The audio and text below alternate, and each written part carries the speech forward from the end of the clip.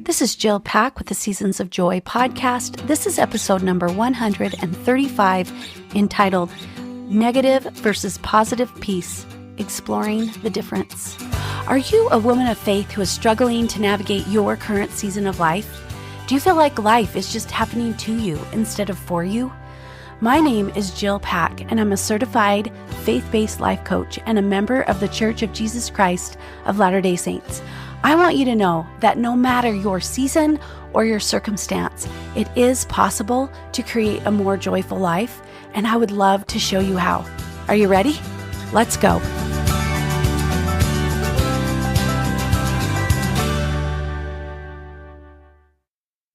Hello, my friends. Can you believe it? It's 2025. Happy New Year. I can't believe we're a week into the new year, and I hope that you had a wonderful holiday season with your loved ones. I know that I had a wonderful holiday. I took some much needed time off to spend with those I love. Today, I want to spend our time together exploring something that affects every single one of us: the quality of peace in our relationships. You may notice this, especially, I think, during the holiday season, because we spend more time together with the people in our life. And so it gives us an opportunity to really take a close look at the quality of peace that we have in those relationships, whether it's with our partner, family members, friends, or coworkers. We all know what it feels like when there's tension and when there's genuine harmony. But here's the interesting part. Not all peace is created equal. Think about the last time you had an argument with someone close to you. Maybe it was your spouse, a sibling, or a close friend. How did it end? Did you both just stop talking and retreat to separate rooms? Or did someone say, fine, whatever, and walk away? Or did you work through it together and come out stronger?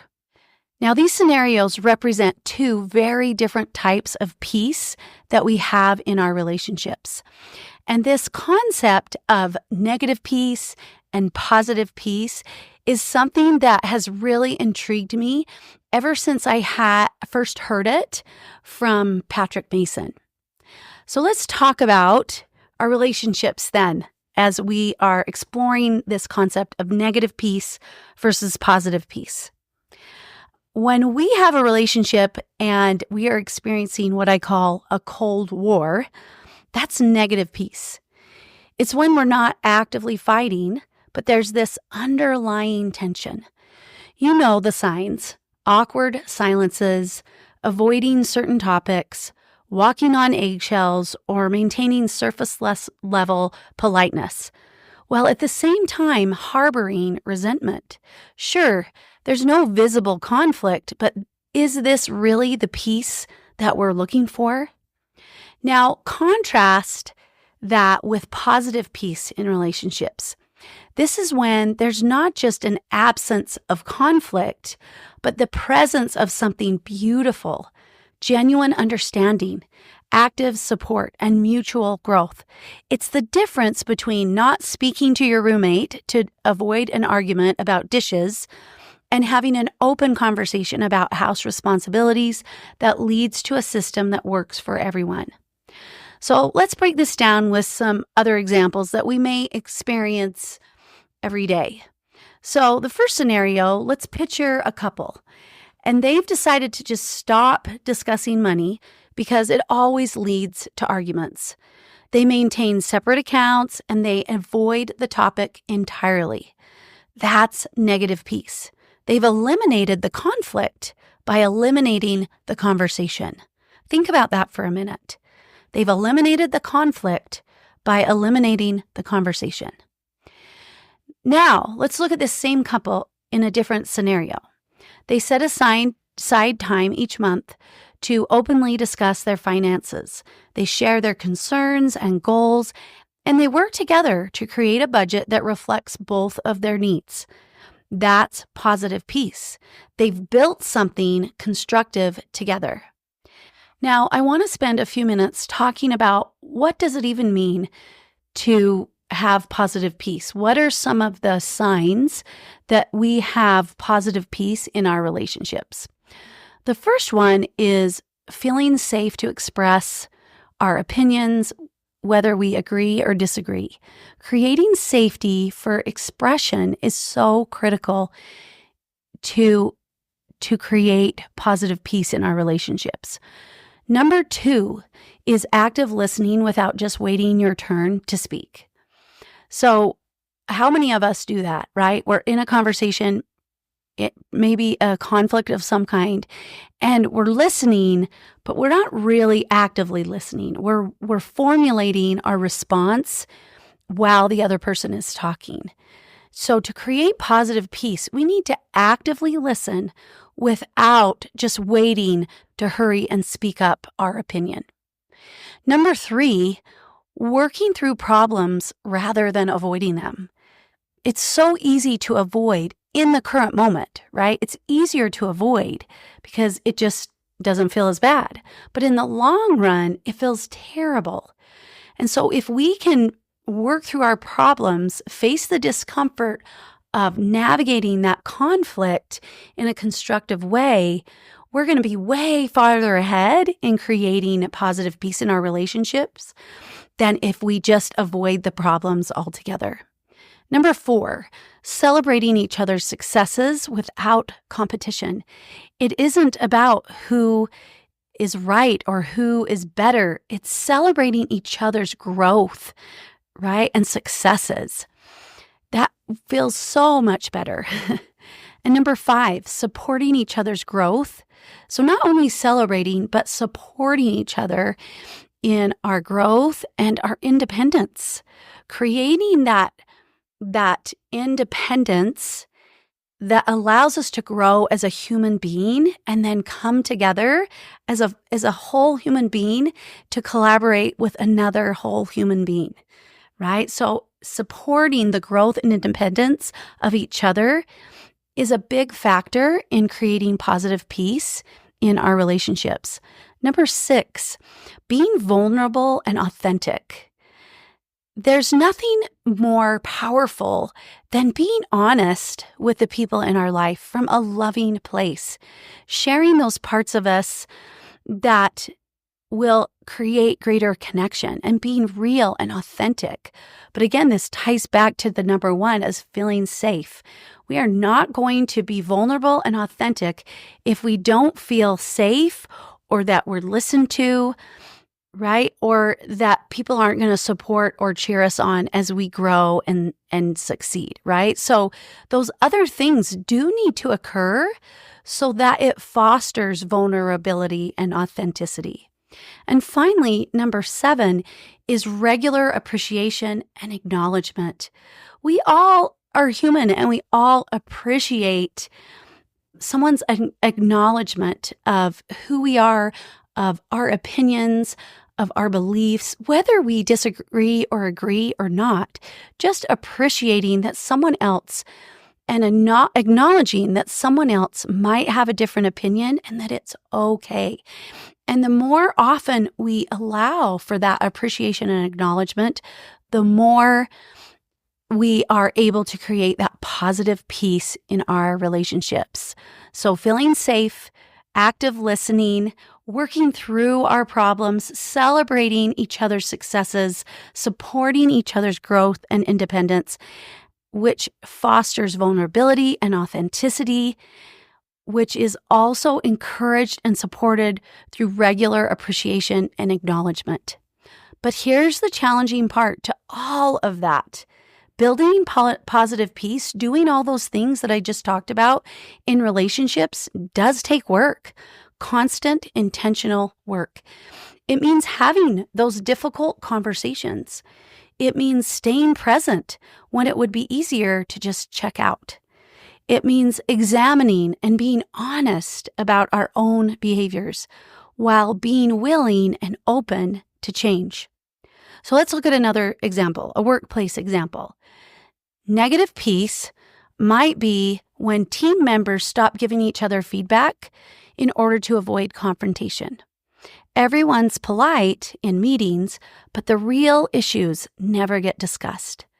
Positive peace, on the other hand, is creating an environment where feedback is welcomed as an opportunity for growth, where different perspectives are valued, and where conflicts are seen as chances to improve processes and understanding. In our families, negative peace might look like relatives avoiding certain topics during holiday gatherings, right? We all know this. Politics, life choices, old grievances. Everyone plays nice. They pretend. And so those deeper connections are impossible because so many subjects are off limits. Positive peace is creating space for different viewpoints, setting healthy boundaries, and at the same time, maintaining that authentic connection that we all desire, even when we disagree. We do not have to be afraid of other people's opinions, of differing opinions. If you like what you're learning here on the podcast and you would like to dive deeper into your own relationships, you can schedule a complimentary clarity conversation. We will work together on whatever is causing you a problem to find a way forward so that you can begin creating a life and relationships you love. Just click the link in the show notes or go to my website, www.seasons-coaching.com, and click on the Work With Me tab. So let's explore another common situation that many of our listeners might recognize: the relationship between parents and their adult children, particularly around life choices and independence.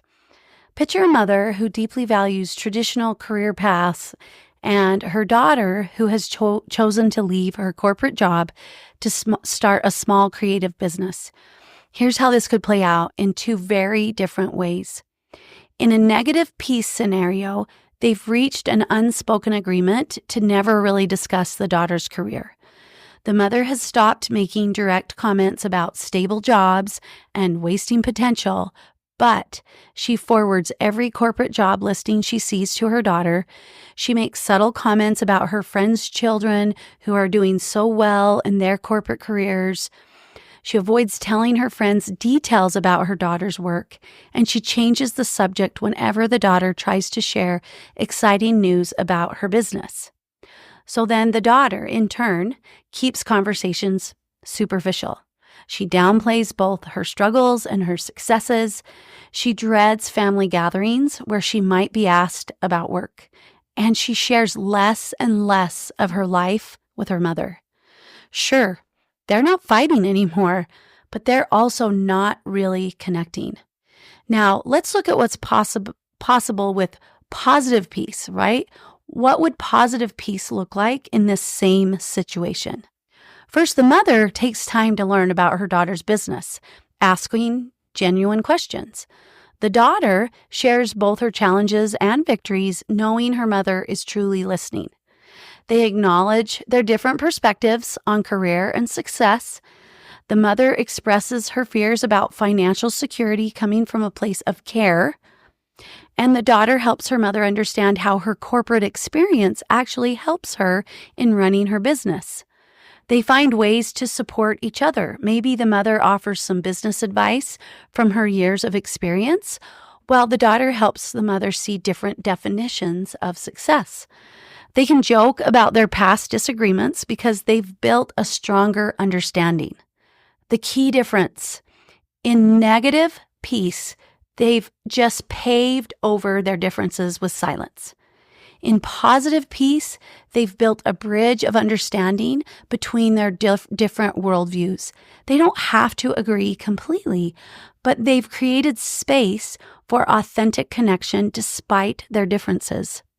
So here are 6 practical steps to move from negative to positive peace in your relationships. Number 1, replace silence with dialogue. Instead of avoiding difficult topics, learn to discuss them respectfully. And again, we don't have to be afraid of disagreeing. Number 2, practice active empathy. Try to truly understand the other person's perspective, not to just defend your own, but really understand where they're coming from. Number 3, address issues early. Don't let resentment build up until it becomes toxic.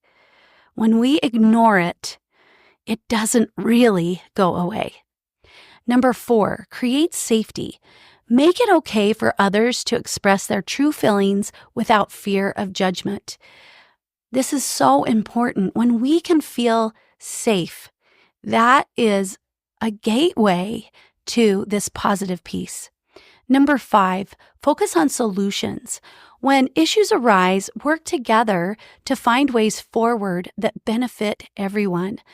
I love Adam Miller's book, Original Grace, and I've talked about it before on this podcast. But the thing I took away from that book is this question about what does love look like for everyone in the story? How do we find solutions that is loving for everyone in the story? Not about being right, and proving someone wrong, but how can we find solutions from a place of love for everyone in the story? And finally, number 6, celebrate differences. This can be hard, but what if we could view diverse perspectives as an opportunity for growth rather than sources of contention? Right? There's going to be conflict. That's normal and natural. It's part of being human, but it doesn't have to become contentious when we can view our diverse perspectives as an opportunity for growth and connection. As we wrap up today's episode, I want to encourage you to reflect. In your closest relationships, are you maintaining negative peace by avoiding issues or building positive peace by addressing them constructively?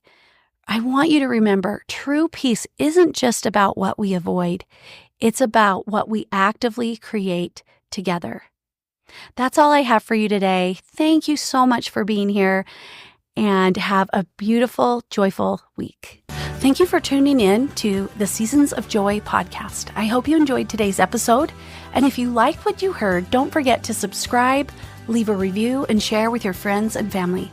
If you want to learn more about me or how to work with me, just visit my website, www.seasons-coaching.com, and have a joyful week.